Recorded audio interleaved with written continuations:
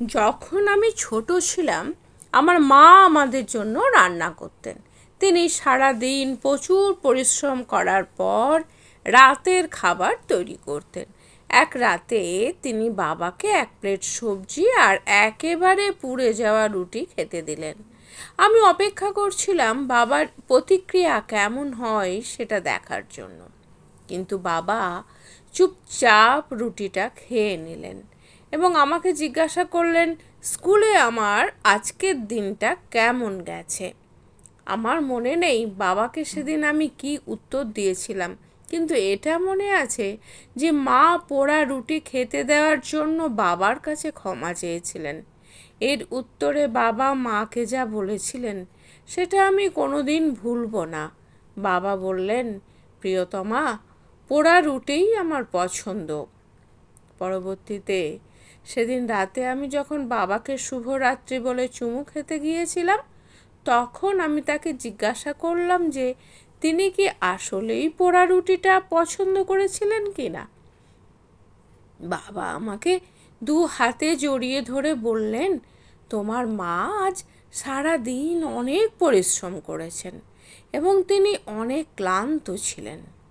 তাছাড়া একটা পোড়া রুটি খেয়ে মানুষ কষ্ট পায় না, বরং মানুষ কষ্ট পায় কর্কশ ও নিষ্ঠুর কথায়। জেনে রেখো, জীবন হচ্ছে ত্রুটিপূর্ণ জিনিস এবং ত্রুটিপূর্ণ মানুষের সমষ্টি। আমি কোনো ক্ষেত্রেই সেরা না, বরং খুব কম ক্ষেত্রেই ভালো বলা যায়। আর সবার মতোই আমিও জন্মদিন এবং বিভিন্ন বার্ষিকীর তারিখ ভুলে যাই। এই জীবনে আমি যা শিখেছি সেটা হচ্ছে আমাদের একে অপরের ভুলগুলোকে মেনে নিতে হবে এবং সম্পর্কগুলোকে উপভোগ করতে হবে। জীবন খুবই ছোট। প্রতিদিন ঘুম থেকে উঠে অনুতপ্ত বোধ করার কোনো মানেই হয় না। যে মানুষগুলো তোমাকে যথার্থ মূল্যায়ন করে তাদের ভালোবাসো, আর যারা তোমাকে মূল্যায়ন করে না তাদের প্রতিও সহানুভূতিশীল হও। তখন 1941 সাল, দ্বিতীয় বিশ্বযুদ্ধ চলছে। আমরা থাকতাম রামেশ্বরম শহরে। এখানে আমাদের পরিবার বেশ কঠিন বাস্তবতার মধ্যে দিয়ে সময় পার করছিল। আমার বয়স তখন মাত্র 10 বছর। কলম্বোতে যুদ্ধের দামামা বাজছে। আমাদের রামেশ্বরমেও এর প্রভাব পড়তে শুরু করেছে।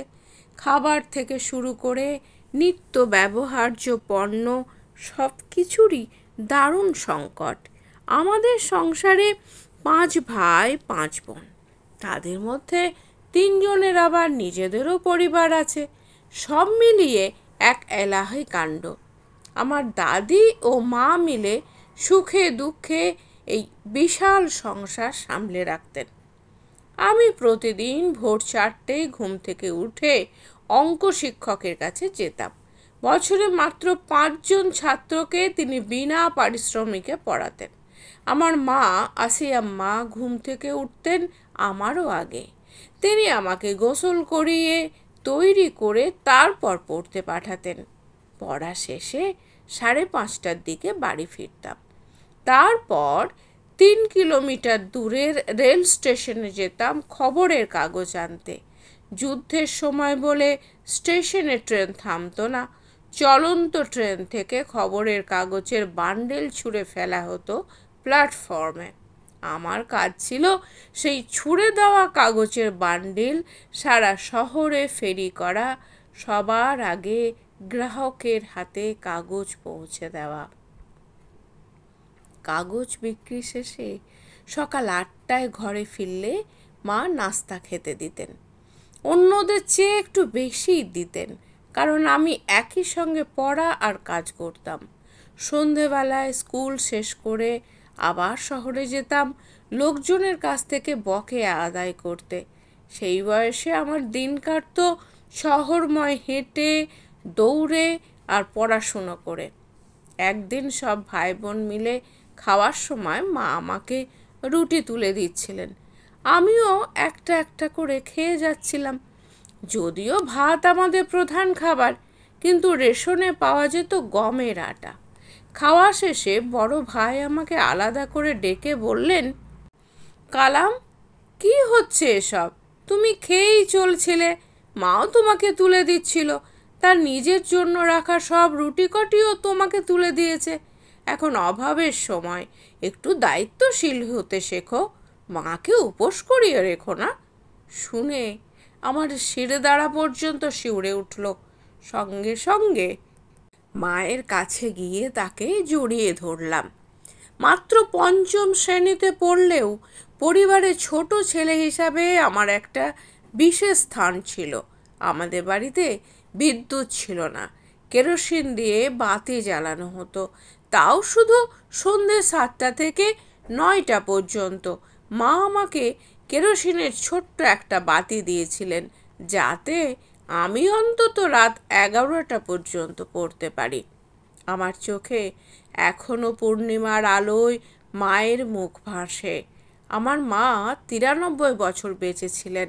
ভালোবাসা আর দয়ার এক স্বর্গীয় প্রতিমূর্তি ছিলেন আমার মা।